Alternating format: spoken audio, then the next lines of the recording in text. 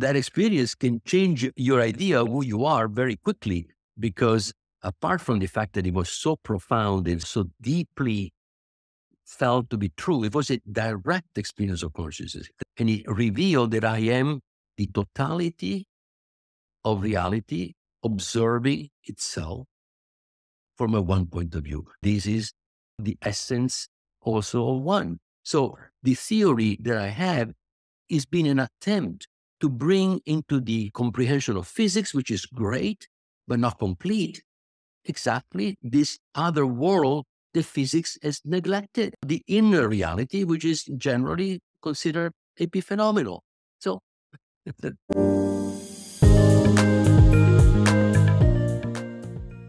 Federico, thanks for joining me. Welcome to the show. it's a pleasure. I'm very familiar with your work thanks to Donald Hoffman. He was the one who introduced me to it when we spoke about the one. And I'm looking forward to dissecting that. Anything regarding consciousness, information, quantum mechanics, anything regarding this field, life, meaning, the nature of computers, reality, your work covers all of it. And I think it's pretty fitting to have you on the show. So thanks for joining. Great. It's really a pleasure.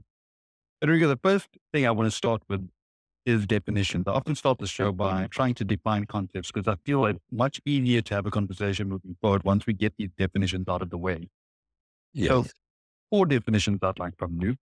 The definition of the nature of classical reality, the one we live in, quantum reality, and then consciousness and information. Hope that's not too much. Yeah. All right. So classical reality is the reality of the objects, the moving space and time, microscopic objects. How microscopic depends, and we can explore that. But fundamentally, it is what actually our body perceives and then transforms that perception into feelings, comprehension, and so on. But our body cannot perceive quantum objects. In fact, no instrument can actually perceive directly quantum objects. Quantum objects are actually states of fields that interact with the field of an instrument and create a classical information, classical event that then we call the particle. But the particle, an electron, is really a state of the field, and the field is not defined in space and time, though it creates events in space and time. So quantum physics studies the very small, but even more importantly, studies elements of realities which are coherent. For example, a laser light is a macroscopic event in the sense that it is made of huge number of photons, but those photons are all coherent. And so it's actually a macroscopic quantum event. Most quantum events are microscopic, but there are many. For example, a Bose-Einstein condensate is made of a huge number of atoms in this case, or molecules, and it is a quantum system. So quantum and classical are actually coexisting in this physical reality. And if you take information which is at the level of the fields, like the states of the fields, then I call that information that is those particles, those elements of reality, which are manifested in space and time. I call that live information to distinguish that from quantum information and from classical information. So this definition, to my knowledge, I'm the first to make, because it's important, because it's a type of information which straddles between quantum and classical information. So, for example, an atom of hydrogen is a coherent combination of an electron and a proton. And it has properties because of its coherence, because it's a quantum coherence. Its properties are completely different than the sum of the properties of classical and quantum. And live information, therefore, is an interesting idea because quantum physics describes quantum states. The quantum states cannot be described in space and time. They need a multidimensional space. It's called Hilbert space. But even more importantly, the dimensions of this space are complex numbers. They're not real numbers. I'm here, therefore there has to be a real space.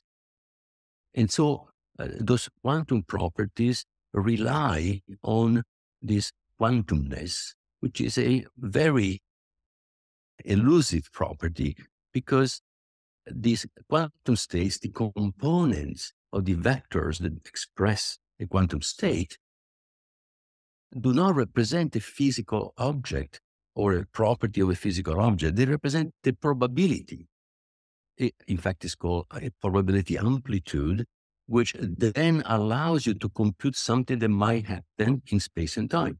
So quantum physics does not describe objects in space and time like classical physics, but describes only what we can know about a quantum object, in the sense that its evolution of this state, of this quantum state in Hilbert space, which then will allow us to compute the probabilities of what you might measure in space and time. It will not tell you generally what you will measure. It only tells you the probability of what you can measure. And that's crazy in a sense, right? Because classical objects, you can actually describe the trajectory. So that at any point in time, you can tell position, momentum, and so on, but not for quantum systems. So this fundamental difference we'll see that is essential to describe why consciousness and free will must be quantum phenomena.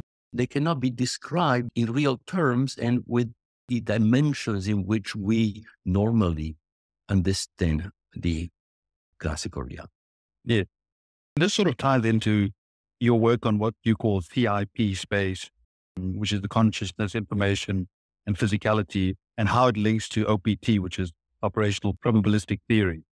Just by the way, for all the listeners and viewers, this conversation is about Federico's new book. It's called Irreducible, which is an amazing book. It's about consciousness, life, computers, and human nature. And Federico, you found a great way to bring all of these concepts together, because once your theory of consciousness is fully explored and explained, you're able to then give meaning to the universe. And there's a teleology aspect here that's very important, I think. And I think I find that most fascinating about most idealist theories of consciousness is that they always have this, for the most part, positive teleological outcome. And yours is, it's about all of us being one and trying to get to know the one. All are parts of a whole, and it's very intriguing. I'll let you explain that further.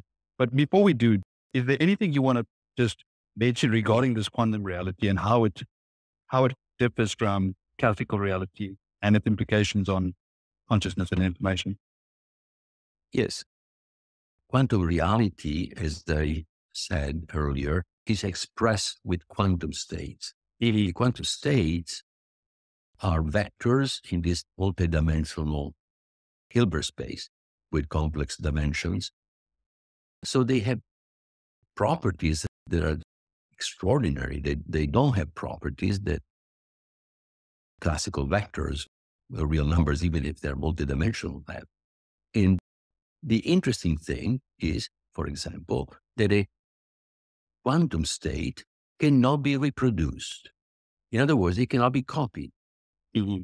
You can copy classical information. You can copy the bits of a computer, right? And you can copy them precisely. So the program and the data of a computer can be copied in a similar hardware, and it will behave exactly like in the other hardware. Not so in quantum states. Quantum states obey the no cloning theorem. It says you cannot copy them. Not only that, but when you make a measurement of a quantum state, you can only get 1 bit per quantum bit. In quantum bits is the extension of the notion of bit to the quantum world, and it essentially can be represented as a point on the surface of a sphere. So any point on the surface of the sphere could potentially be the state of that quantum bit. So you can imagine that as a unitary vector in a three-dimensional space. So a little vector that points into any kind of possible direction in three-dimensional space, that would be a state of a quantum bit. When you measure the quantum bit, however, in a particular direction, find 0 or 1. It will only get a classical bit. That theorem is called the Olivos theorem. Now, it turns out that this property of the quantum states matches exactly what our consciousness has. My experience is private. I am the only one that can know what I experience. I cannot reproduce it. I cannot copy it. I cannot put it in memory. It's impossible. Not only that, but what I can say about my experience is only a small part of what I feel. The love that I feel for a son, for example, my God, I mean, it has dynamic dimensions and there's depths that I cannot probe or fathom.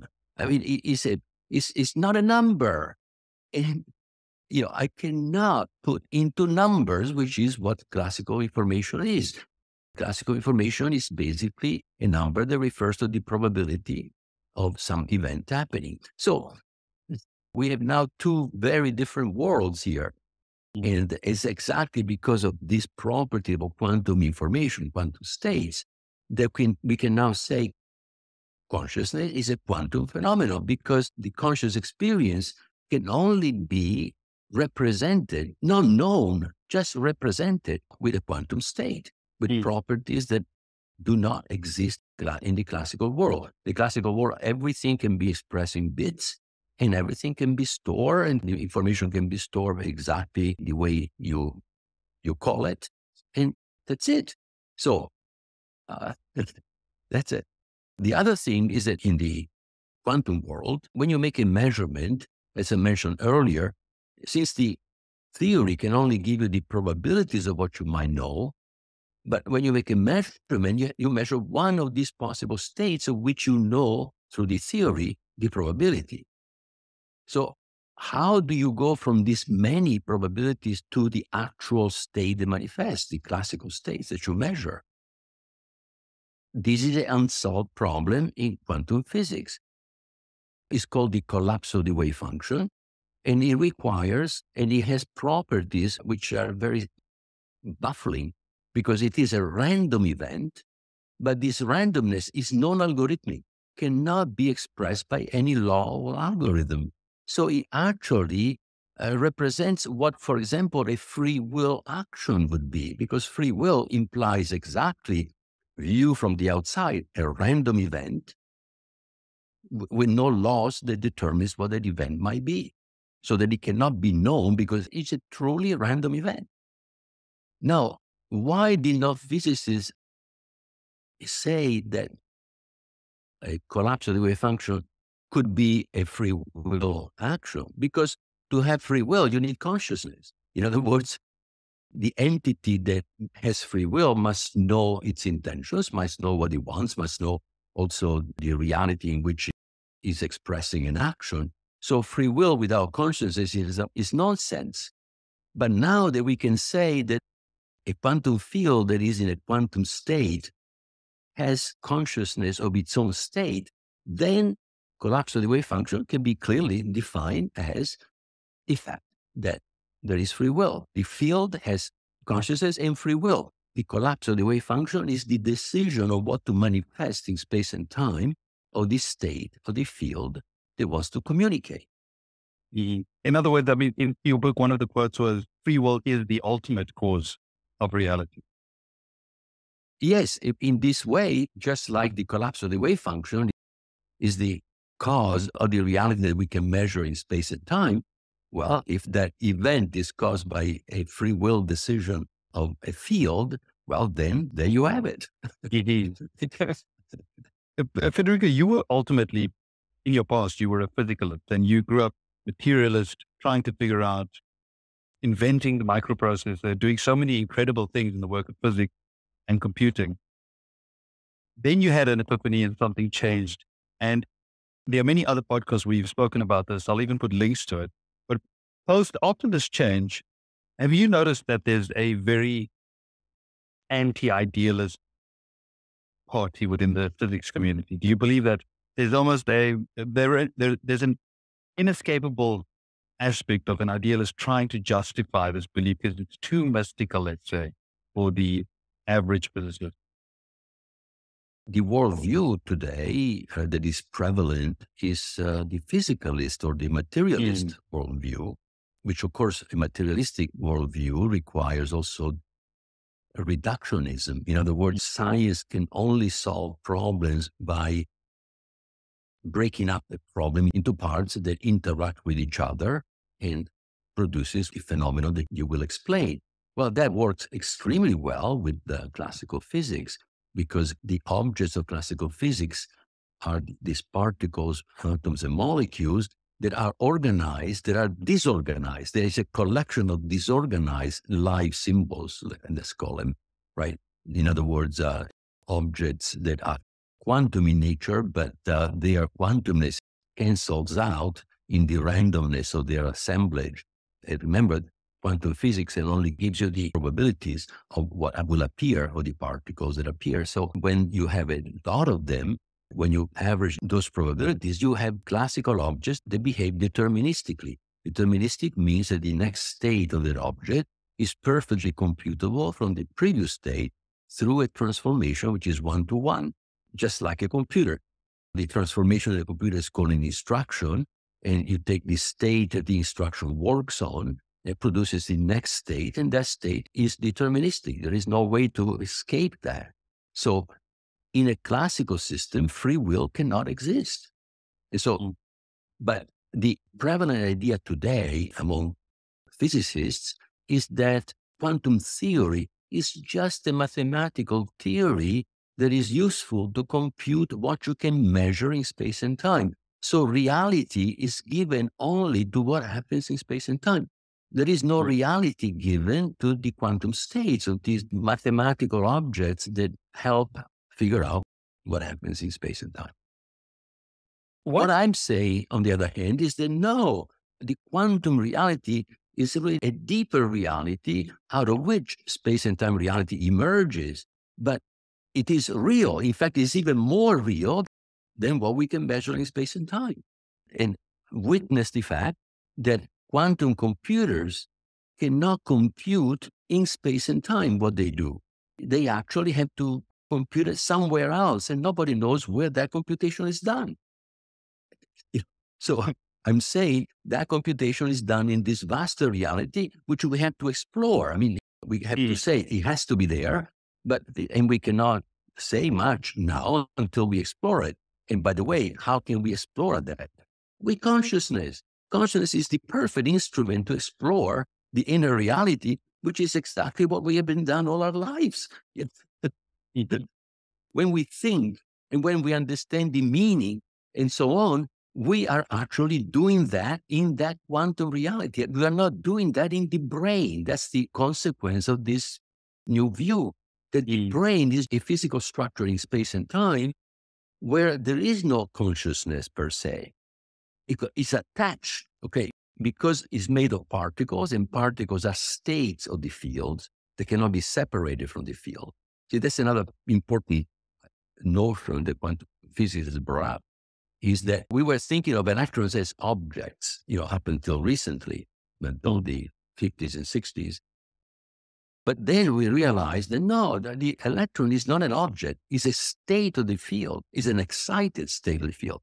In other words, in this new understanding with this CIP theory, CIP way of looking, then an excited state of the field is actually a symbol that the field emits in space and time to communicate what it wants to communicate, a meaning that it feels within the state itself, which is this conscious state, is the symbol used to communicate the meaning that it wants to communicate.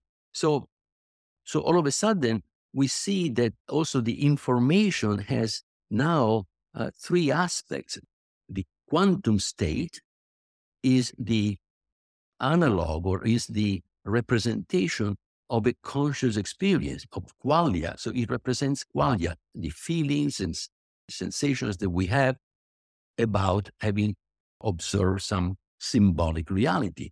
The symbols that are observed by the field are the live information, and the live information is what I mentioned earlier, basically quantum entities in space and time. not quantum fields, quantum states, which are not in space and time, but the excited states of the fields. That's the live information. Classical information, on the other hand, is what a body, a physical body, which is a quantum and classical structure, can observe in this reality, which is quantum and classical. This physical reality is quantum and classical, but we can only see the classical symbols. We cannot see the live symbols. But our cells can transform the classical information that is produced by the senses and the brain into inner live information within the machinery of the cell, which is what the conscious field actually observes to transform into its feelings, into this, into its qualia. And qualia, in this theory, is simply the entry point into the inner world. Qualia are actually the bringers of comprehension and meaning. So comprehensions and meaning come as an inner production of the conscious field. It doesn't happen from the outside. It happens within the field. And there will be new physics that nobody has ever suspected, or few have suspected. Because how do we go from qualia to comprehensions and meaning? Qualia is the entry point to the inner sanctum of meaning, of what I call the C space, the space of semantic space. When I spoke to Don Hoffman last week, he said he's delighted to hear that I'm talking to you, and this is a quote from him. I am delighted to hear that you'll be talking to Federico. He is brilliant and an important historical figure in the evolution of modern computing. And then, as everyone probably knows, if they've read your book by now, first, the opening page is by Bernardo talking about exactly how satisfying your account of idealism actually is. And you're one of the first people to give such a satisfactory, holistic account. And it's because of the explanatory power you're able to give once you set up your baseline theory. And that goes into, will AI be conscious, or will robots be conscious? Let's get into that, because that also allows you to explain step by step why life is so fundamentally different from robots or artificial intelligence and then conscious. Yes, absolutely. There are three levels of reality that I've alluded just earlier. The deeper level is quantum and requires multidimensional space, complex numbers, and so on. The simpler reality is the classical reality that requires real numbers, and it is what our bodies observe. They cannot observe live information. They can only observe classical information. And then there is the body. The body bridges, actually, because it's quantum and classical, the body bridges the reality of the fields and the classical reality. So when I see outside the stuff that I see, those are only classical symbols. I transform them into pose and so on, but eventually they become live symbols inside my cells, inside the neurons, inside the cells of the body. The quantum field can only observe live information, and it transforms then live information into qualia. And qualias within the field are transformed into comprehension and meaning. So this is a very long chain of events that have to occur for myself, even tasting a cherry. If the cherry is a classical structure, which I break down, and some of the molecules are going to give information about their shapes to the taste buds, so the cells that convert that shape into electrical signals. The electrical signal goes to the brain, the neural networks of the brain transform all the information into the recognition of the cherry, which is done by the brain as an AI, but not the taste of the cherry yet. The taste of the cherry has to be taken from inside the neurons and cells of the other cells of the body as what then is felt as the taste of the cherry. Taste of cherries are qualia, but the recognition of the object cherry that is done by the brain.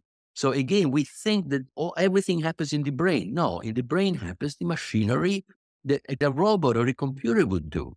But the robot or the computer will never taste the cherry in the sense of getting the taste. And the robot will respond then to the recognition of cherry with another symbol. We do not respond immediately. We might respond if our conscious let the body work like a autonomous or semi-autonomous robot. The body will behave exactly like a semi-autonomous robot. But if the conscious wants, reflects over what he has tasted and trying to figure out what it means and how it connects to some of its other experience, and then it may decide to do things that no robot could ever do, because that decision is creative, is a free will decision based on the comprehension of the field, which is us. The real us is that quantum field, is not the body. The body is an instrument with which we have an experience in this reality, is this classical reality. So all of this is, changes completely paradigm, because we attribute consciousness. We generally think that we don't have free will as human beings, as bodies. So free will doesn't even exist in most minds of scientists today. And we know that free will is limited. And so we have to define what free will is. By the way, since we are at it, I might say it. So the simplest way to say what free will is free will is the capacity of the field. Because free will is not in the body, it's in the field that controls the body. So is the capacity of the field that controls the body to decide what to look next, what information to get next, and therefore transform into its new qualia and comprehension and meaning, and also what portion of its meaning transform into live symbols so that they will control the body. But in some ways, they will express its will, its desire for action, whatever it wants to do with this information. That's it. So obviously, the field cannot do anything that the body cannot do, because it has to have the body as a vehicle to get information from the world, and also to get the body to give information to the world. And one of the analogies you used in the book that I really liked was, you spoke about how each cell that we have contains all the information required for every other cell in the body, and sort of generating a human as a whole, which is something, as someone who's a doctor, I understand exactly what you mean by that. And it contains all the information possible to just merely replicate itself. You don't really see two computers suddenly replicating and becoming multiple computers. Yeah. Well, yeah, what you're asking essentially is, what is the difference between a computer and a living being? Yes. And a living organism. I prefer to call a living organism instead of system. System implies some kind of, machinery, some kind of classical system. We are not classical. That's another major problem, because life has been studied, the cells have been studied as if they were biochemical structures that work with the laws of biochemistry, which ultimately are laws of quantum physics, but they are considered as classical systems. And they are not classical systems. In fact, I invented the word live information because to describe truly how the cell works, we need to use quantum objects, which are the particles, the atoms and molecules that interact individually with each other. And that interaction cannot be described by classical physics. It needs quantum physics. So a cell, the workings of a cell, is fundamentally quantum, but quantum and classical. Why? For example, look at an RNA molecule. The RNA molecule has letters, right? And those letters are atoms, but they stand for a classical symbol, but they also have all the machinery of quantumness in order to move and behave and do the stuff that they do inside the shell. A bit is a classical thing, but it needs the CPU to actually decide what to do. So the bit is not self-propelled and so on. And electrons, for example, is energy information and also matter at the same time. In other words, you construct atoms and molecules with electrons, like as a construction system, or an energized electron can be energy, like a power supply, but it can also be information, because if it's there at that particular point in time, it means something to the observer of that electron. So you can see that now an electron, which has three properties rolled into one, being an elementary particle, you cannot distinguish, take apart the energy, take apart the matter, and take apart the information, like you do in a computer. A computer is made of hardware, which is matter, software, which is data, which essentially is the information, and then power supply, because if without power supply, you don't have a computer. So power supply is the energy. But those are separate. In an electron, all those three things are all in that particle, which is elementary, meaning it's not made of separable parts. I didn't finish, unfortunately. I got carried away. Sorry about it. I want to finish the question, because that was a very important question. Basically, the fundamental difference between my body and a computer is that every part of my body contains the genome of the egg that created the entire organism. So every part contains the potential knowledge of the whole, which is mind-boggling if you think, okay? So I have about 50 trillion cells. Each of them is a part whole because it actually, have the potential knowledge. In fact, later in life, that cell may express aspects of itself that were not present at its birth. That's epigenetics for you. 20 years ago, epigenetics was it's impossible, or 50 years ago, whatever. But the point is that we go from dogma to dogma. In fact, if you think a cell that has all this potential within itself, it has the potential of the entire organism, is it properly called a part of whole? Look at that. We are parts whole of one, the totality of what exists. So this holographic principle is foundational at the level in which you have quantumness. You have to have quantumness to have this thing, these properties. Okay. Now, a computer is made of transistors. There are switches on and off. What does a transistor know about the entire system? Never mind the software that the entire system is running. Never mind about the energy that comes from the system, from the power supply.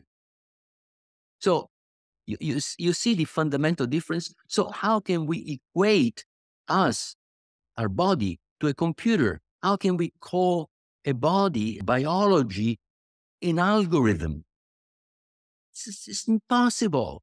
It's impossible. We are quantum and classical organisms that allow these fields that don't exist in space and time to have an experience of a reality, which is the totality of the possible realities, of which the body only sees a very, very narrow slice of information. The eyes can only get an infinitesimal almost fraction of the electromagnetic energy that there is in this space. I like to say that where I don't see nothing here in front of me, in this moment, there are 40,000 conversations going on that if instead of eyes, I had cell phones, I could actually listen in.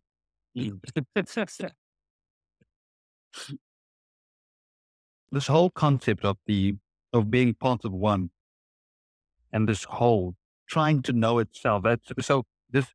First of all, that analogy that you used with the cell, when you read it, it really does sort of open your eyes to this concept very well. So I think it's one of the greater analogies used in the book.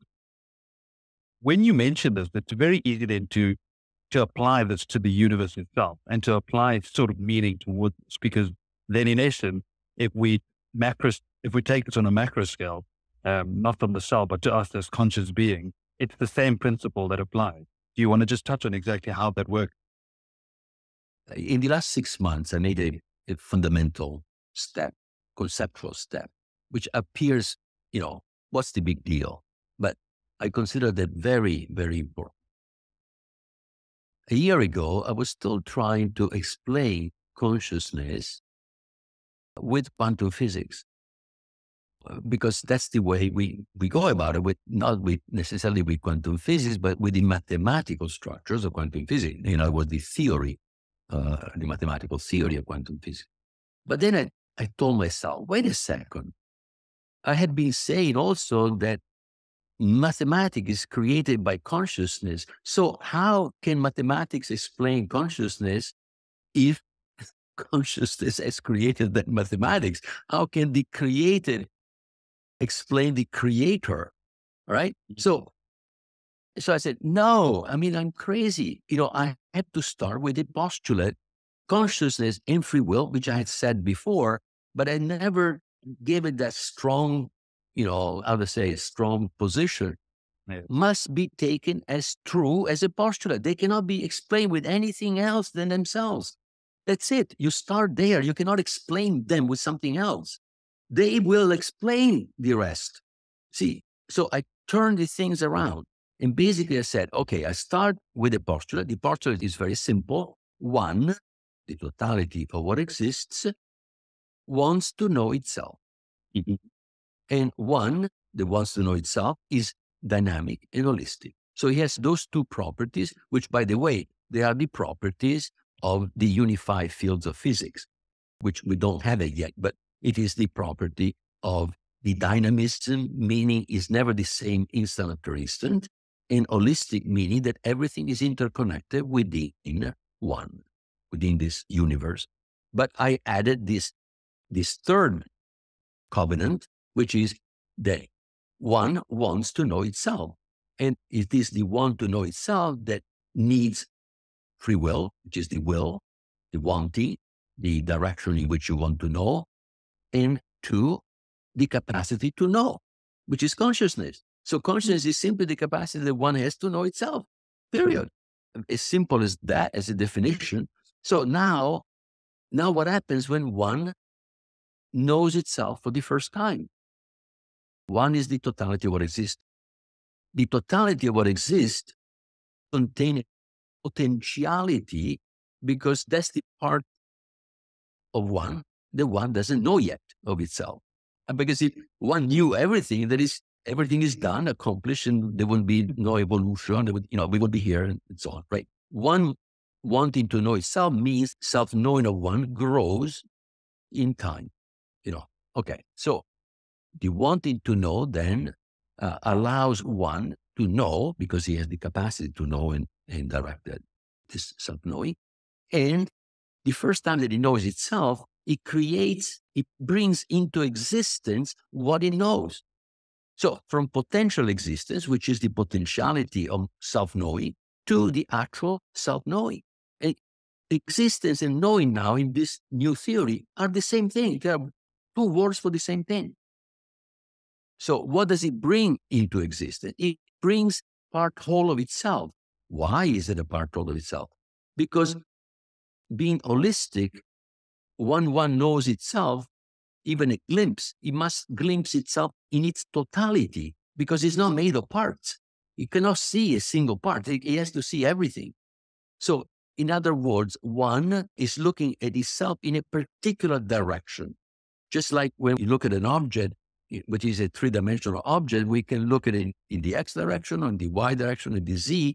And so we need to look in a different direction to understand the object. One, to know itself, needs to go a tomography of itself in potentially infinite directions. So in each direction in which one looks at itself, what does it do? It actually creates a monad, what I call a monad, or unit of consciousness. In other words, it creates a part whole of itself that has exactly the same potential of itself, but it will know itself in the direction in which one is known that new entity. Those are the fields. Those are the quantum fields. Like one, they have free will, they have consciousness, they have the desire to know themselves. And so they have all the properties of one, but all these properties are concentrated in one direction, in one point of view, in one perspective, the perspective in which that entity has been created. That perspective is what I call identity, is the identity of the field. So the field of electrons, for example, has a very special identity. In fact, all the symbols that he uses, they're all electrons. They're all alike throughout the universe. So the electrons in space and time is the information that the field of electron uses to communicate with the other fields. What?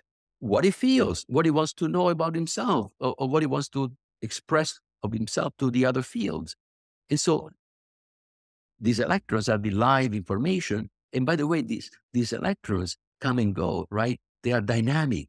So live information is dynamic. And it's just like the words that we use. The words that we use, spoken words, not the written words. The written words are static. That's like classical information. But the words that we use are actually, the spoken words are just like live information. Live information is the dynamic symbols that carry much more information than a static symbol. Because the words that I use, they have prosody, they carry the emotions, they carry other information which cannot be contained in a printed word. So, and an overarching theme of the book is that human beings are spiritual beings. So not these walking machines that we sort of perceive ourselves to be. And once you make this decision to see us as one, as part of a whole, and this holism and dynamism all combining, trying to experience and get to know itself, it completely shifts the entire moral landscape. Yes. Let's run through some of those moral implications. Clearly, if we are all parts, all one, okay, we basically, the only thing that is different from each other is the direction, is the identity, is direction in which one has known itself. Just if you think for a second, to have many parts all, if we were all completely different from each other, we couldn't possibly communicate. It would be impossible.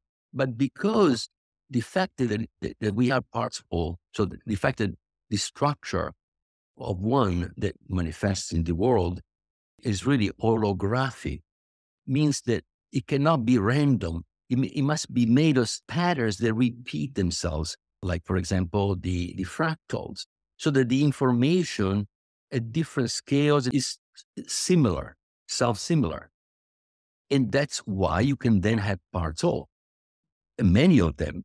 Otherwise, if everyone would be different, it would be chaotic.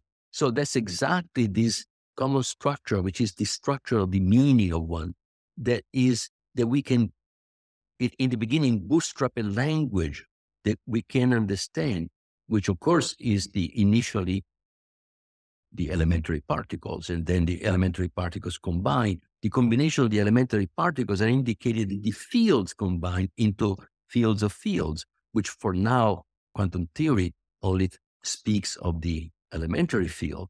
But if the particles are not separate objects, they're state of the field that cannot be separated from the field, then how can an atom of hydrogen, for example, exist separate from the field of electrons and the field of protons? It cannot. So there has to be a way in which when finally, through the mutual comprehension, the field of electrons and the field of protons have finally understood themselves. They understand they have found all the common knowledge that they have in common. They are in resonance. At least a portion of each field is in resonance with the other. At that point, you can create a new field, which is the combination of the fields of particles. That is the field of the atoms of hydrogen, of which the atom of hydrogen is the symbol. But the beginning of the meaning of the field starts with all the meaning that those prior fields got by communicating with each other and finally creating this new field. You see, that's how one knows itself. It knows itself ever more by the combination of these fields into higher fields. So we, as human beings, I don't know how many levels of hierarchy of fields we are. Maybe, certainly, I would think thousands or more.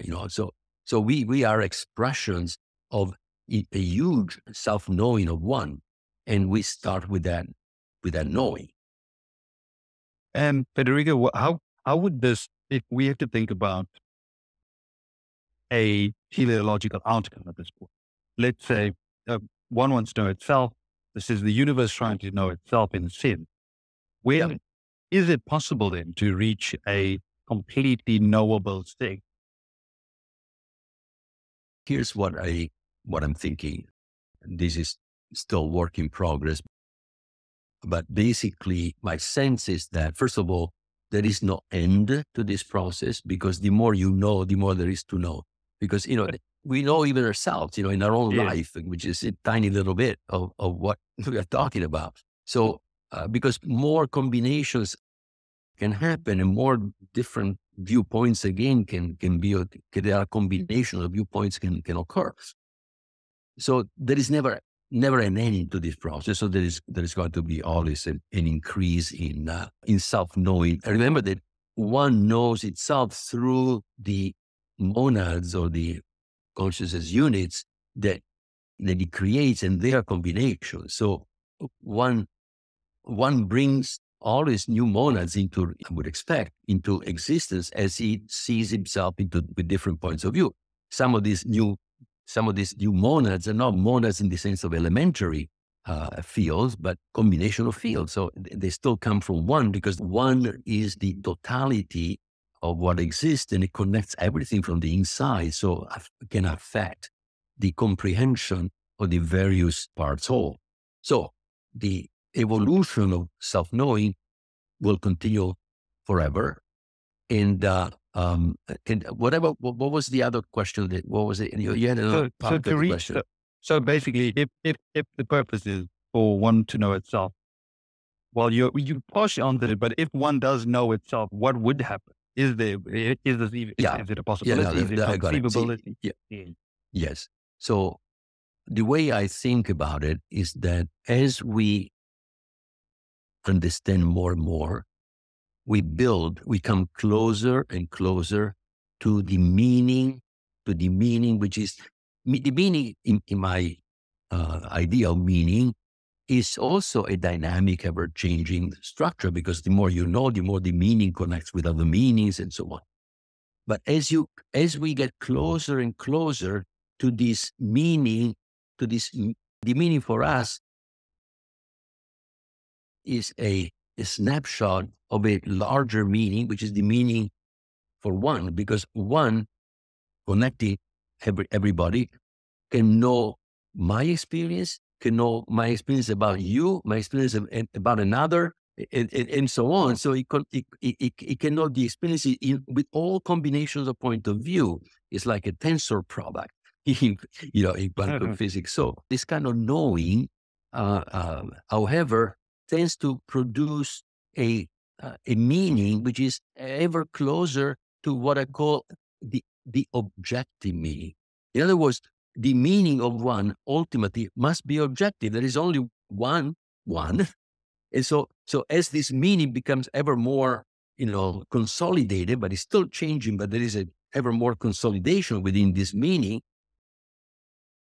that meaning can be called objective. And so we all come closer within our own experience to understanding this ultimate objectivity, which is the meaning of one. But we will never reach it because, as I said, the self-knowing keeps on growing. But we come closer and closer. And so the funny thing is that through the subjectivity of our experience, we arrive at the ultimate objectivity. You're right. The more we know, the more you realize you don't know much. But also, because we communicate, it allows us to get a glimpse of the way the other field, the other entity actually understands the same thing that we understand. And so and the more we connect with others, the more we reach that. And so it's very clear that this process of self-knowing is cooperative. There is no competition here. So that's another thing that I forgot to tell you in your previous question.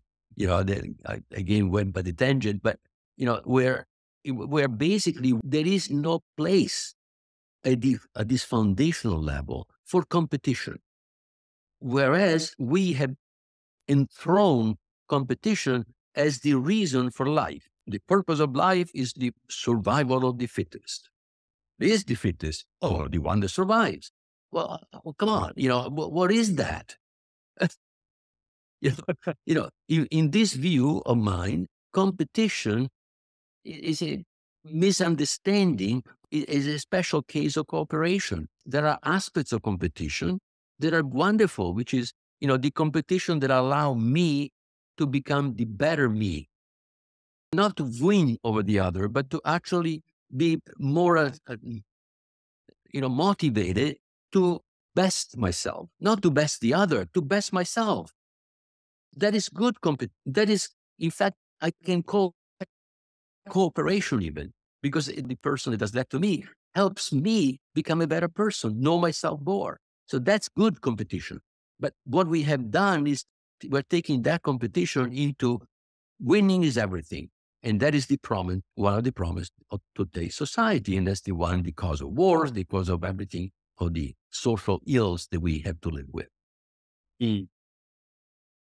Should we be concerned that while we are knowing it ourselves better, or within this framework, while we are getting to know ourselves more, it seems subjectively that we're not doing.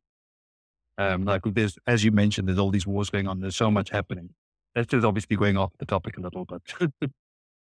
My sense is that just like entropy, can only increase or at best stay the same, the self-knowing of one has to increase or at best stay the same. So at the overall level, the self-knowing always increases. And even within each of us, the self-knowing keeps on increasing because we put in memory.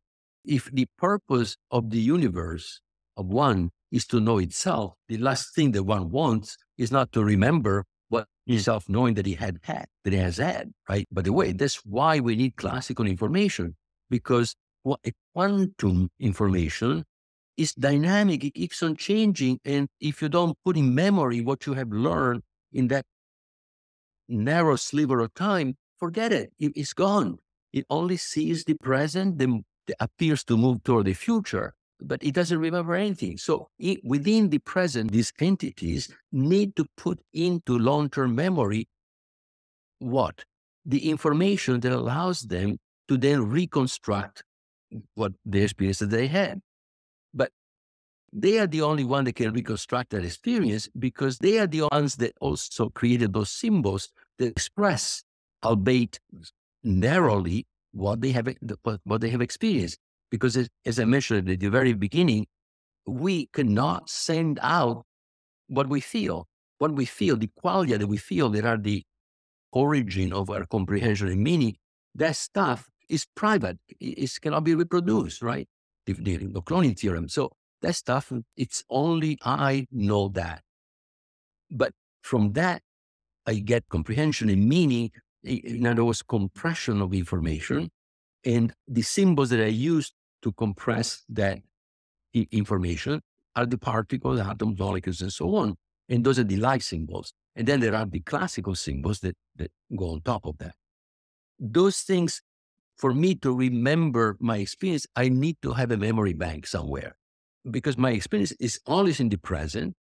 Does not make the present move in time. Is the past that is the buildup of storage with my experience in the present is what appears to go back in time. When in reality, it all happens in the present, because I can only put memory in the present, and I can only in the present recall something in the past. And in the future, if I make a simulation of what might happen in the future, that simulation better give me the result in the present to what might happen in the future. So there is only, for those fields, there is only the present. Then, Federico, I assume then this information is available somewhere within this framework. Does that mean that someone who, let's say, psychic mediums, or someone who claims to have access to information that we don't have, are they then in some cases, obviously some people are lying, but do you think those people who genuinely believe that they're experiencing some sort of extra paranormal activity actually are accessing some sort of information via the one? Not via the one, but information that via the field is put into memory. The details of this, how this might happen, I don't know yet. But it stands to reason that if you start with this postulate that one wants to know itself, the last thing that one wants to do is to forget what he has known, right? Yeah. So, but since the knowing of one is the knowing of the seities, I call seities the fields that are conscious and have free will, to distinguish them from the quantum fields, but they are quantum fields with conscious and free will. So the self-knowing of the seities, they better be put into memory in order for the seities to continue to increase its self-knowing. That information, being shareable information, can be also shared by other fields. And if they can understand it, they can actually learn something.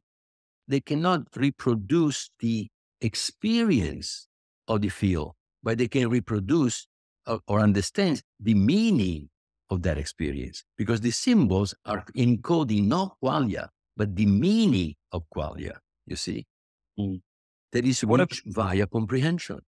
There are so many moving parts here, but also if I explain how a computer works, there are many moving parts. So Yeah, and we're obviously much more complex than that. So it's probably a lot more difficult to try and explain this in general.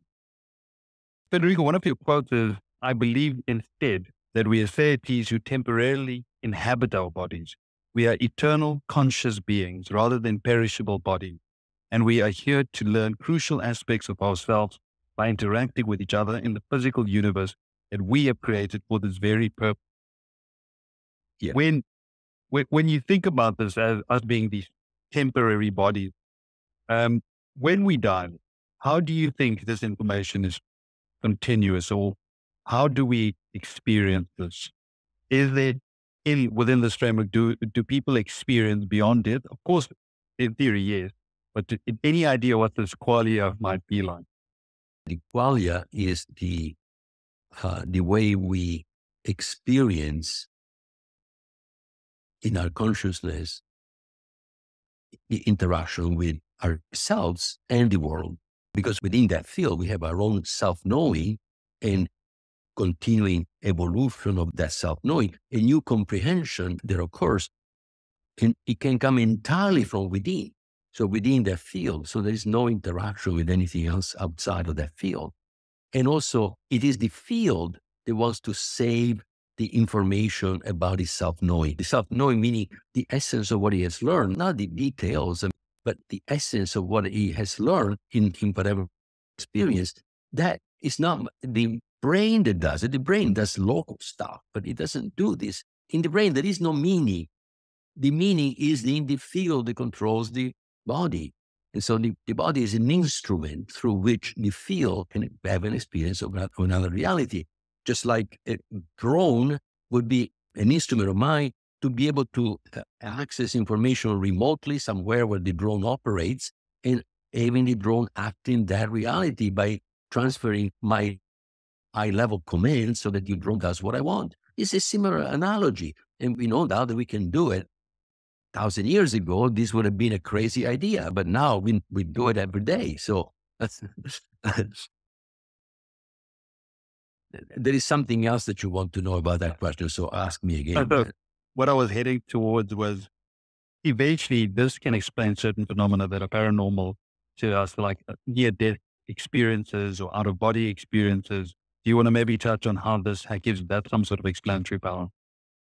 Yeah. For example, most the scientific view about consciousness, not everybody thinks this way, but most people do, is that consciousness is a property of the brain. It's emergent in the sense that the brain does the work, you somehow experience what the brain does, and in fact, your consciousness does not have causal power. So the consciousness somehow it helps you understand what's going on, but you stop there. So when the body dies, you are gone because you are the body.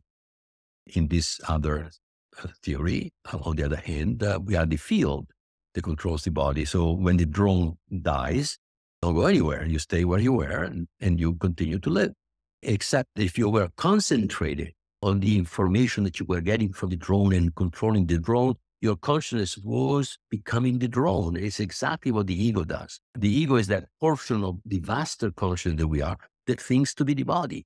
And then only when the body dies, then the ego turns around, looks around, and says, oh my God, I wasn't paying attention to this stuff around me. So now he understands, oh my God, I'm not the body.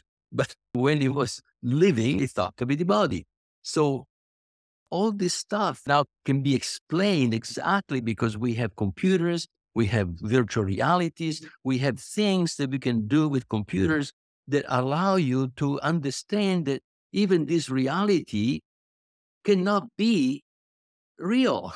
It's mostly virtual reality constructed by the sensory brain of the body, which is what Don Hoffman so eloquently talks about. This is the stuff that now allows us to go deeper into ourselves. So I see computers and I see artificial intelligence as, wake-up bells that are alerting us to realize what is different between us and the computers. And that's tough, because if we believe what we hear, which is we are machines and so on, we are doomed.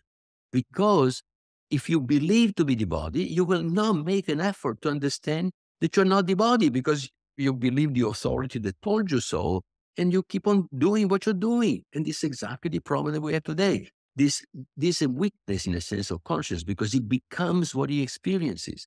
It is reduced by what he experiences. It contracts in a way, and it stays on what he is experiencing, and it wants to continue to experience and loses sight of its vastness. And so this is a crucial thing, a crucial wake-up call today for us. When we started the podcast, I wanted you to first lay out the framework of this view before we touch on what I'm about to bring up, because this is your personal journey. A big part of the book and a big part of your previous book, because I've read both of them, is your journey, because you describe your life going into different phases. And I wanted this to come after you've already laid out this framework, because I find that when people attach personal experiences to theories of consciousness, reality, then people tend to undermine them even more, which isn't the best thing. But I'd like for you to now share that, your story of how this idealist perception of reality came about, because you were fundamentally physical. What happened, what changed, and how has that affected your life? Yeah, well, this happened because after I had reached what I thought was all I needed to do to be happy, concentrating on reaching those goals, I found out that I was not happy at all.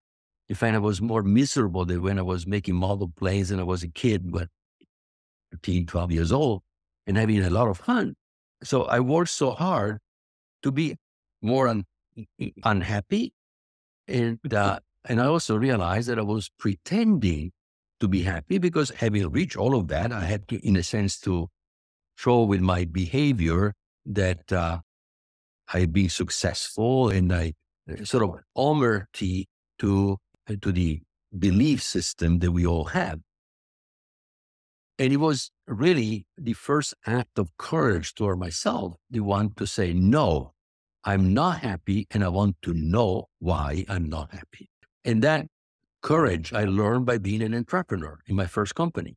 So when this happened, and I put my foot down, so to speak, and say, no, I must understand why I'm not happy. And that's a problem of consciousness. Happiness and sadness are aspects of consciousness. Yeah. And at that time I was studying consciousness because I was developing in neural networks. I was at Synaptics, a company that I founded in 1986. And it was in 87, 88 that I realized that consciousness was never talked about in books, in neuroscience books. And I said, wait a second, an electrical signals in the brain cannot be a conscious experience. How can I go from electrical signals to feelings? And that's the hard problem of consciousness. I figured that out in 87 or so. And so I wanted to understand, because I wanted to build computers that learn. At that time, I was physicalist. I thought that computers can be conscious. If conscious is a phenomenon of the brain, and the brain is a computing system, an information processing system, then a computer should be conscious. So I worked on that for a couple of years, and I realized that it was impossible. There is nothing in physics that says that you can convert electrical signals or biochemical signals into sensations and feelings, to what later was called Qualia by David Chalmers. So no way, having realized that and being unhappy and wanting to be happy, because I was betrayed by physicalism, frankly, because I thought having a beautiful family, everybody healthy, I had more money than I needed. I didn't need to work anymore. And that's hard to achieve early on in life. And I was reasonably famous in my thing. And so I had all the reasons to be happy. So it was in this milieu, in this kind of mindset, where I really wanted to know. And I only wanted to know. There was no ulterior motive to that knowledge. It was, in a sense, a pure desire of my soul to know why the hell what is going on here. I've been betrayed in a way. I want to find out. And it was in that situation where one night, in Lake Tahoe, I was skiing up with the family in the Christmas holidays. I had an extraordinary experience of consciousness, which is written in the book. In fact, both books that I printed, where essentially I experienced myself as the observer and the observed. But I retained my point of view. I was observing the world, and the world was me, because my consciousness was in that world that I was observing. But I was observing it with my same point of view that when I was 5, and or I was 30, or now that I was almost 50. And what I was observing was energy that previously had come out of my chest. And it was physical energy. It was not an imagination. It was physical energy. It was a white, scintillating light that it felt like a love that I never felt before like it. And it was love, joy, and peace. Peace was I never had experienced peace before. It was like, that's me. This is my home. This is who I am. That energy then exploded. Now it's everywhere. And now I am, my consciousness is in that energy. My feelings are in that consciousness, which is also inside the body and outside the body. Now it's everywhere. Well, that experience can change your idea of who you are very quickly, because apart from the fact that it was so profound and so deeply felt to be true, it was a direct experience of consciousness that I never had before. And it revealed that I am the totality of reality observing itself from a one point of view. Look at that. That's exactly what 34 years later, I said this is the essence also of one. And if we are parts of, well, then we all can have this experience, because it is who we are. It is having reached the sense of our connection with the totality of what exists. And we have that capacity, and we should have that capacity to be able to say what I'm saying. So what I'm saying is not coming because I read books. It's coming because I had many experiences like this. This is just the first. You open up the Pandora's box of all kinds of other experiences that reveal aspects of consciousness that I had never even imagined existed. So the theory that I have is been an attempt to bring into the comprehension of physics, which is great, but not complete, exactly this other world that physics has neglected, has never looked into. The inner reality, which is generally considered epiphenomenal. So, and it's crazy because as you read your book, by the way, for all of us listening and watching, Silicon was the name of the first book. When you read the second book, Irreducible, you have many quotes at the start of each chapter. And it's kind of incredible when you realize how many physicists back in the day, like Schrodinger, Max Planck, all these people have these amazing quotes on consciousness being such a fundamental aspect of reality. And there was this almost time where people really gave this a lot more credence than they do today. It's almost as if they knew what it really was to feel like one. The fathers of quantum physics, I couldn't say a majority, but a large group of them understood somehow that the property of consciousness had to be similar to the property of quantum physics.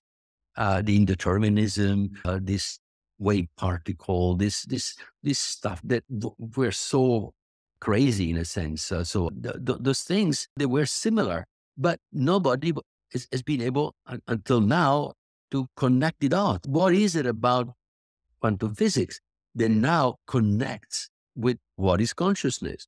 So this work, by the way, the sort of the core of this work was done with Giacomo Mauro D'Ariano, which is a physicist, is an expert in quantum information, and he's the one that actually has developed a theory in which he shows that quantum physics derives from quantum information. So at that time, when I found out, I had already the CIP framework. There were issues about the information and the quantum fields and the quantum states, and it wasn't clear. So he helped me clarify that, and together we arrive at the core part, the physics part of the theory. And so that theory was born by my effort also to try to figure out how do I connect what we all this rich knowledge that we have about the physical world and physics with this inner world that I knew from the inside.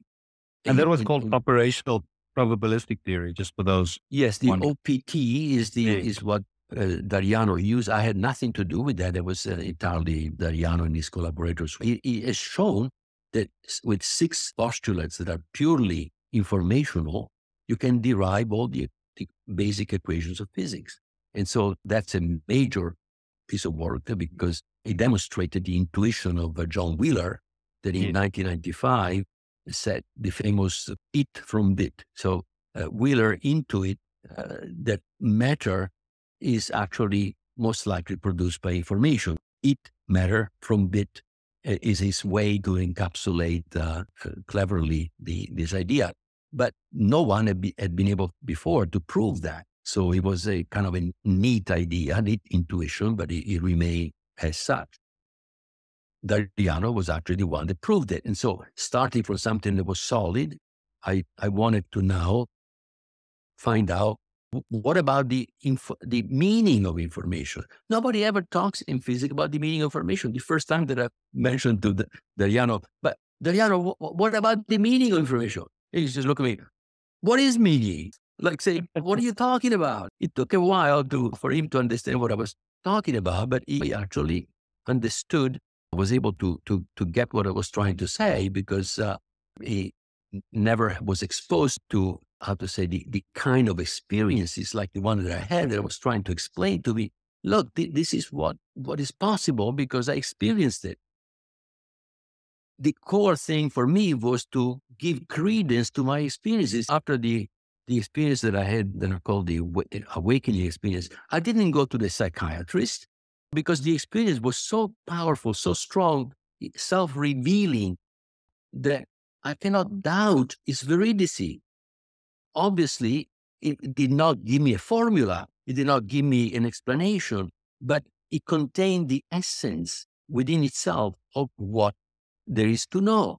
It took me 35 years to arrive there. That's what it is, like an invention. An invention is a picture in your mind that contains everything connected, but you had to unravel it. You had to then find out how to take that overall idea that guides you to then a working thing, a working symbolic form. It comes as a quality that contains everything, but is this that's where rationality, that's where thoughts and so on and come together to create then to actually make that real. And the same thing is with these feelings. These experiences are much more powerful than pictures. That is what that gives you the information to make it, because they bring the emotional aspects of reality in it, not just the conceptual stuff that you want to create.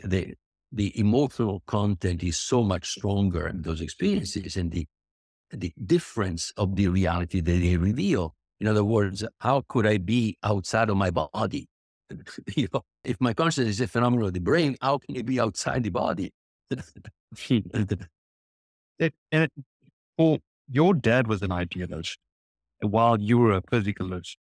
How do you, yeah, what do you think about that as whenever you're going through this? There was a time where he was right and I was wrong. Now I understand that when people don't believe what I'm saying, not even a word of what I'm saying, I was doing that with my father.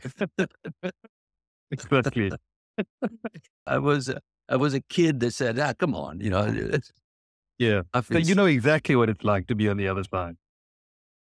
And my father, remember when I was studying physics, and I had these books full of mathematical formulas, and he would say, "Do you understand this stuff?" I said, "Yeah, Dad, I do." No, do you really understand it? He couldn't believe that I could understand all these squibbles, And for me, that was my life. In some way, it was a good life until I was betrayed by that life, because instead of being happy as a result, I was unhappy. And now, after what I have done, I'm very happy about my life right now. So, that's a big change. I love it. Yeah. You now know what it's like to want to be part of the one and be, you know that you are actually the one. You are not Absolutely, apart we from all it. Yes. are. Yes, We all exactly. are. Now, the only difference between myself and a physicalist, I think, is that they think that there is nothing there, right? So forget it. And then they get insulted if I say, no, there is more. They should be happy that there is more. I mean, come on. I mean, do you want to be a machine? Good luck. Why do you want to be a machine? You want to die? You want to put your consciousness in a computer and live forever? Come on, a computer is made of classical bits. An experience is not a number, it cannot be put in memory. You can put in memory the bits of the computer. That's why the computer can never be conscious, because it has none of the characteristics of qualia. And it certainly doesn't have free will. And free will and consciousness must work together to create these fields that actually can direct their own experience and create self-conscious entities from the very beginning. Federico, you saying that, as you said, it's very difficult for you to explain this to someone and expect them to jump on board. They need to experience it, similar to the experience you had when you felt this beam coming out of you. What type of experiences should people or could people aim in order to get access to this sort of information? Do they need some sort of a psychedelic? Do they need to meditate? Do they need to read the right books? What Well, methods for are there? sure they need to meditate, but only if they hear about something like this and they say, well, I would like to have something like that. Because I did not meditate and I had it spontaneously. So I cannot say you have to meditate in order to have this experience. But I was, in a way, my intensity in wanting to know and having taken responsibility for my own life, in the sense of saying, I am responsible for the fact that I'm not happy. This is my responsibility. I cannot blame the others. And that part of my life, which is taking responsibility for what happens in my life, meaning that knowing that what happened in my life, I have, at least in great measure, contributed to creating. Most people always live their lives blaming somebody else. And to me, the first step for being able to grow as a human being, as a true human being, and express our true nature, is to taking first responsibility for what happens in our life, good and bad. And the next step is to be honest about yourself. So the honesty was to recognize that I was unhappy and that I was pretending to be happy. So I recognize what normally people do not, because they don't want to change their belief. And so they continue to be unhappy. They don't want to look into it, and so on and so forth. And then you are in a rut. I actually said, okay, no, I want to change. And I was intense. I think that intensity is probably like a prayer. It's the closest thing to praying that there is. But I never said, God help me or whatever. But the essence of what I was doing was, I wanted to know. And so if you really want to know, and with that sense of responsibility and with with honesty to accept what happens, boom, then it comes. You don't need drugs. You don't need even meditation. But then after that opens your eyes. Now that motivated me to really find out, because now that stuff is changed my conception of myself upside down. So now let me find out. And it took 20 years of other extraordinary experience of consciousness driven by my desire to understand. And it started with meditation. And so through that process, I had many other extraordinary experiences of consciousness. And after 20 years, I came to the conclusion that consciousness and free will had to be fundamental properties of nature. And now I could begin to think about joining spirituality, which is the reality, the inner, accepting that you have an inner reality, which is even deeper than the outer reality. Okay, so that was very clear. At that point, I decided, that's it. Now I need to dedicate myself to this new endeavor, which is joining spirituality and science and physics specifically, which is the sort of the foundations of both science. And Federico, while meditating during that journey, was it a gradual process that sort of reified and confirmed what you were thinking all along? Or were these spontaneous bursts of like these experiences that just sort of confirmed it? Or was it just this gradual process of recognizing that this is true? Well, it was a gradual process, but punctuated by extraordinary experience of consciousness that they sort of open up. They are like new comprehension. A comprehension is just I got it. I got it. Yeah. And before you didn't see the connection. And when you finally get it, and why do you say, because you see the connection. Where did those connections come from? From this field that you are, from the field that I am, that kept on trying to figure it out. Because who I am this field, which is far vaster than the little portion of that field, which is identified with the body, which is my ego and whatever goes beyond the ego, but not much goes beyond the ego, but is enough to connect with the rest of my high self, which allows then me to have a conversation, not in the sense of that you would have a conversation with another person, but to have a strong connection that allows more information from a vaster reality to come to the ego, and the ego to kind of accept it and take it and kind of go with it. So that's why I am right now in this kind of way of understanding. I know that I'm basically an entity that doesn't exist here. I mean, this is very clear to me. I'm here temporarily, and then when it's time to go, I'll go. And after the first experience, I kind of lost any sense of fear of death. If I am the totality of what exists, how can the totality of what exists disappear? And if it does, well, so bad for everybody, not just for me. I think we live in a beautiful time in consciousness studies. Just recently, as you know, Robert Lawrence Kuhn came out with a landscape of consciousness, and your theory was mentioned in there at some point when he spoke about idealist theories of consciousness. So I'm curious to know, there's so many different idealist theories of consciousness at this point. You got Don Hoffman, Kastrup, multiple others. Do you find that it's quite cool that you all are coming out together with these very, very great explanations for what used to be considered super mystical and that many scientists easily dismissed as very, very religious dogma or some sort of spiritual mumbo jumbo? And we know that now this is backed by a lot of philosophy and science in many cases. It's actually gratifying to me to see that, because even 20 years ago, 30 years ago for sure, consciousness was never spoken among scientists. I mean, it was like, forget about it. Consciousness, come on. What did you drink this morning? So for me, early on, it was like, what am I getting into? Sometimes, I would say, what am I doing here? But on the other hand, because my interest was not intellectual, it was visceral. It came from this unhappiness and this wanting to know. And from the very beginning, it was experiential. It was not intellectual. It was not reading books and repeating, kind of understand it and repeating what the other people are saying. So I continue my research without reading too much or trying to align myself with one view or another view, because the foundational information, the experience, just like in physics, you do experiments in the laboratory.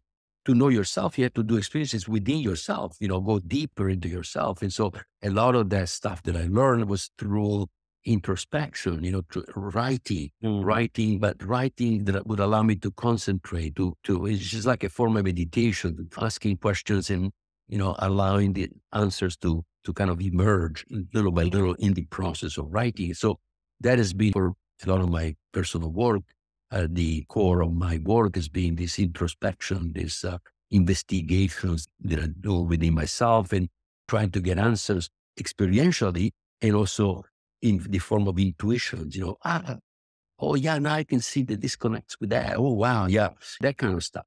So to me, this has been a journey where only now I'm beginning to sort of widen it a bit and try to understand better what other people are saying, which is great because we all add to each other's understanding and in a climate which is no longer of hostility. At least that is okay. I mean, you are allowed to do this. I mean, this podcast is one of those places where I've had various different guests. Well, I don't think I've had dualists on the show yet, but many idealists, physicalists, materialists, people who think electromagnetism is the source of consciousness, someone who thinks quantum theory. Maybe you've got others like Penrose Hameroff and their quantum theories of consciousness. It's a beautiful time in consciousness, I believe. Yeah, I mean, it's like the early days of quantum physics. There were many different ideas were debated, and they eventually, through experiments, they were sorted out by falsifying through experiments the ideas that didn't pan out, that they were making the wrong prediction. So now we are at this stage. I mean, I feel happy with my theory because my theory now with Dariano is actually in a good place. I mean, it's a solid theory. Now we can make predictions and now we can test it like any other theory. We do science. So in the near future, we'll begin to worry about ways in which this theory can be falsified or supported by experiments because it is possible. And so that's what is normal to do. But the crucial thing though here is that the worldview that this new theory brings actually suggests that physics and spirituality as inner experiences, inner experiments can come together into a new discipline that is more than the sum of the parts. And so it's a fusion into something that now allows to explore both the interiority and the exteriority, where before the interiority is explored by the spiritual people, the other guy's nearing it, and vice versa. Now that we understand that consciousness is a real thing, but not only the real thing, but it's much more powerful than anything that we had imagined before. Now, consciousness will become the primary tool for exploring the universe, both the inner and the outer universe. And on the other hand, in the spiritual side, the rationality, the logic, the theoretical foundations of science and the way of thinking of science will enrich their research in ways that will help science and spirituality and vice versa, to the point where maybe 1,000 years from now, there is one discipline that studies indistinguishably inner and outer, because they, of course, are not separable. Because, as I said, the materiality is connected by the particles that are states of the field. So this is monism. It's not a dualism. Okay, many people say, "Oh, you're talking information and culture. There are two things." Blah, blah. No. I'm describing a reality where the connections between the inner and the outer is inherent, and so outer and inner, there's historical distinctions because everything is connected within one. So, yes, I assume that you often get caught maybe in the trap of being called someone who's a property dualist, I guess. Excuse me? Is it what? I assume that many people assume that your theory is property dualism. Frankly, I don't care because, of all the distinctions, right? But all I'm saying is that I'm giving you my viewpoint, and the viewpoint is that what we call information is a state of a field where there is the inseparable from the field, where there is the knowing, of that, the understanding, the meaning of that information. So now we have a theory where there is an information which has no meaning, which is like science, and there is stuff which, like inner experiences that have no connection with reality. So the two are connected, and they're connected in a way that cannot be separated, because you cannot separate a state of the field from the field, of which it is a state, just like you cannot separate the wave of the sea from the sea. But the properties of the waves are essentially the property of the sea. They're not properties that are inherent in the wave. You see, so also, is the wave conscious or not? Well, you can say yes, you can say no, because when the wave exists, being part of the sea shares the consciousness of the sea. But that wave, however, does not have free will. The free will is only of the field. So now there is a clear distinction again that can be made by thinking through. Now, a particle may be conscious while it exists in space and time, but that consciousness is sharing the consciousness of the field, but it's not free. It's not free. The free will is only of the field. It's the field that collapses, quote unquote, the wave function by deciding what to manifest, which represents what it wants to express in this space and time or not. Federico, so from silicon to irreducible, you just briefly touched on the fact that at some point falsifiability is going to become an aspect that they can test some of the aspects of your theory. Which aspects do you think you'd like to be worked on? So let's say there are philosophers and scientists watching this show right now and want to try and help your theory out by providing research and trying to go into the field. Which aspects do you think they can contribute to make this more plausible and get it out there? Evidence that can be tested so that we can prove this theory, or if we find something that is wrong, then fixing the theory so that it doesn't make those mistakes, and trying to also use this theory, which is now articulated well enough to explain the things that have never been explained by science, out of body and clairvoyance. There are all kinds of phenomena that have been considered quackery in the past that it's hard to throw them away. In fact, many of the things that is called quackery, I actually experienced. And so I know that there is some truth there, but how can we explain it? How can we then learn from it and so on? So those are all the things that can be done. I think that for the first time, at least for me, this is well formed enough that you can begin to reason about it and say, well, and finding out where there are imprecisions or something that can be modified and done better, or something to throw out, but it is sufficiently self-coherent that we can begin to build on it. It's like the days of probably the Schrödinger equation. The Schrödinger equation was the first time that quantum physics came together with a coherent view, which could not explain, for example, particles that were relativistic, could only explain non-relativistic particles. The fields were not even conceived then, and so on and so forth. And so it took from 1926, when this first equation came out, to the mid-70s before we had the standard model of physics that was sufficiently well set so that we can say, now this is a baseline that we can start from again to go to the next level. And is there any aspect that you're working on moving forward currently that you think you want to add to the?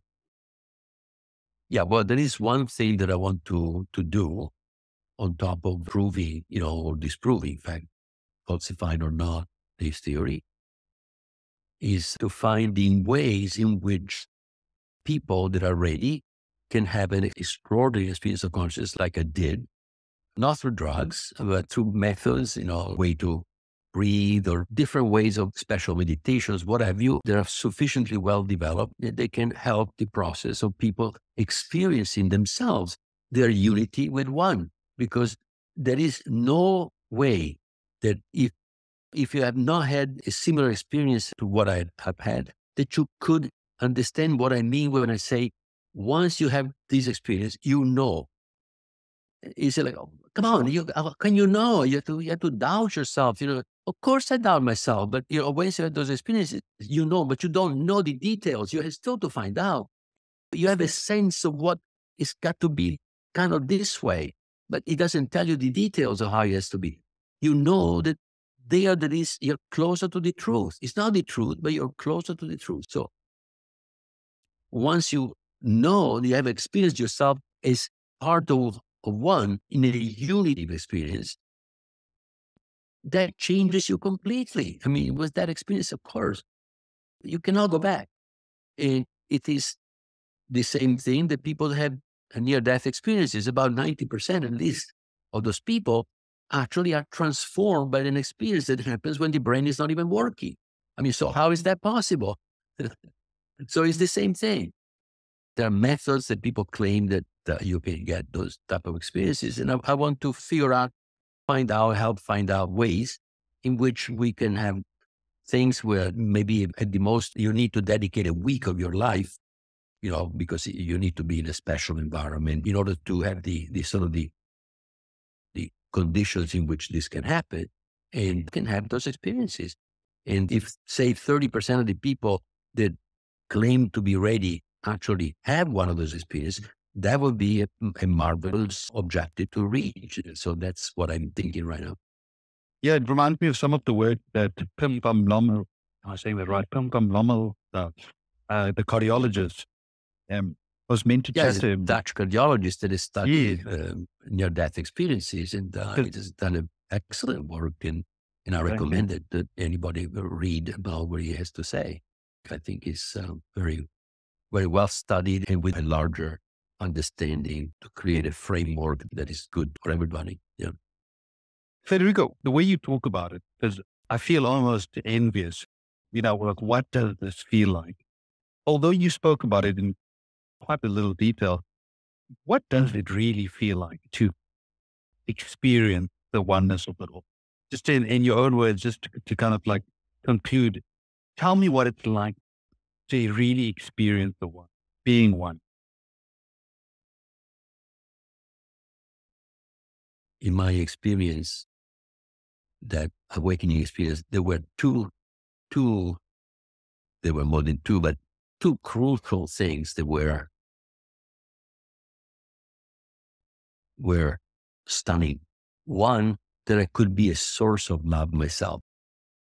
How can I be a source of love? It didn't make any sense. And the love that was 10,000 more powerful than anything that I had experienced before. And also the fact that I knew that it was love and it was joy. But the other one was peace. The fact that I was at home, and that, in fact, when this energy exploded, and it was everywhere, the love was there, the joy was there, but the peace, this is me. The peace in the sense of this is my home, this is me, this is who I am, became, like a foreground almost, understanding, meaning of that experience. So I also, from the thoughts that came at that moment, were also, oh, this is the stuff of which everything is made. It was a thought. There was a thought that came also. And my body was vibrating, like the scintillation of this light. There was scintillation in the heat of my body. It was like, it felt like the cells or groups of cells in my body were centered in resonance with what was going on. So those are the aspects that I could not imagine. In my wildest imagination, those things could be felt, and never mind be real.